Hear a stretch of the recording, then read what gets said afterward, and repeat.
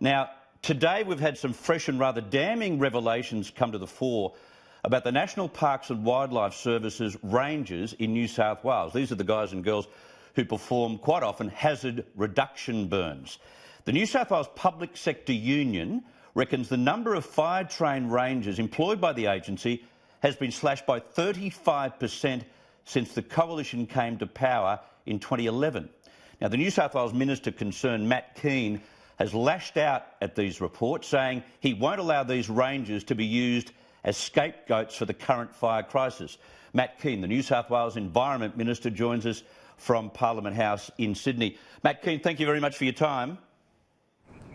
Thanks for having me as always, Chris. I've heard what the union had to say earlier today, that fire management officers have been cut from 36 to 10 in the last 3 years. Not under your portfolio. You didn't have the Environment Ministry, but Gabrielle Upton did. Is it true that we've reduced fire management officers from 36 to 10? Because if that's so, it's appalling.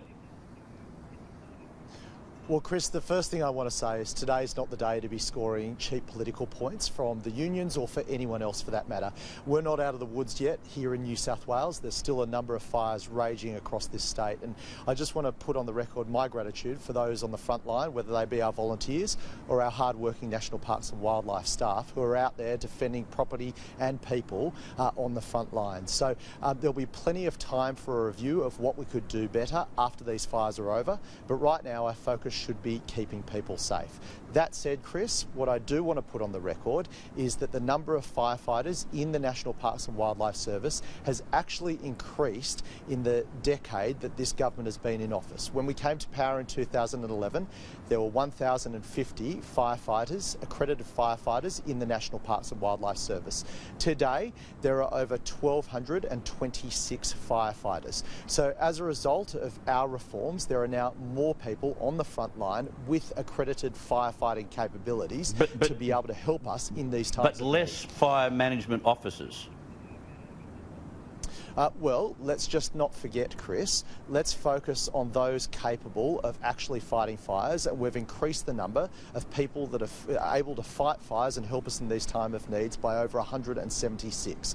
So people want to play political games using this crisis, whether it be pushing the climate agenda or whether it be pushing the anti-national parks agenda. Let's get the facts on the table. There are more qualified staff to help us fight fires today in National Parks and Wildlife than there were when we came to office. OK, why did we hear from various mayors yesterday, one mayor in particular on the mid-north coast of New South Wales, saying his area just didn't have the resources at their disposal for hazard reduction? Their council actually wanted to go out during winter and do more, but there weren't the resources there to do them. Where is he getting that from, and where do we look for blame here? Because we've got to get those systems right if we are to remove the fuel load prior to a bushfire. We certainly do, and one thing that we've seen in these last couple of days is a coordinated effort, not only from government agencies but from the whole community in tackling this issue. The reality is, though, that National Parks and Wildlife have done more hazard reduction in New South Wales than any public sector organisation in this state combined. Last year we burnt over 137,000 hectares of national parks to keep people safe and to protect our environment, reducing fuel loads. That exceeded our target of 135,000 hectares. Well, hang on, who's telling porkies here? Because I understand from Andrew Clennell's article in The Australian today that you haven't, or the National Parks and Wildlife hasn't reached its hazard reduction target for the last 3 years. Well, in the last year, since I've been the minister, we not only reached our hazard reduction target, we exceeded it, Chris. Now, so who's coming up with these figures? Is it the union? No, these figures, the figures about how much hazard reduction's been done, has been from the National Parks and Wildlife Service itself. As I said, the National Parks and Wildlife Service in New South Wales have done more hazard reduction in this state than every other government sector agency combined, including the New South Wales RFS. So the New South Wales National Parks and Wildlife Service are doing their bit to protect property and our community, and if there are lessons to be learned, then a proper review will be done after these bushfires are over, and if there are lessons to be learned and improvements that can be made, we'll do them. OK, so who's coming up with the so-called phony figures about not reaching hazard reduction targets? What is this all about? Some kind of fight between the union and government? I'm not sure about those figures that you're talking about. What I can say is that in the last 12 months, we have not only reached our fire hazard reduction targets, we've exceeded them, and that's a good thing. And bearing in mind, there are a number of factors that enable you to do hazard reduction, including weather events, including safety, including available personnel. I don't have those figures from prior years when I wasn't the Minister, but now that I am the Minister, we've hit the target and exceeded it. Okay, so you have under your stewardship.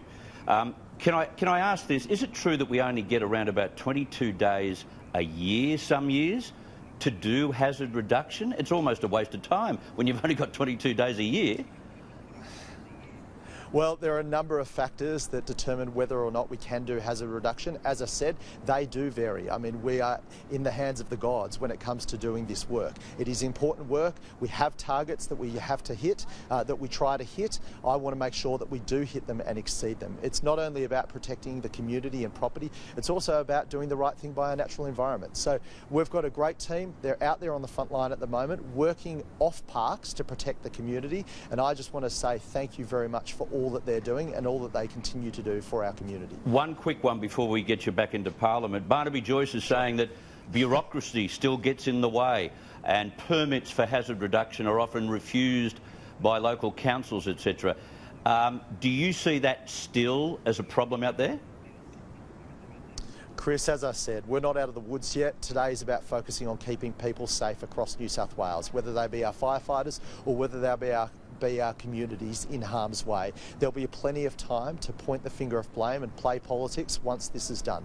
But everyone should be focused on keeping our community safe and doing what we can to ensure that these bushfires are put out as soon as possible.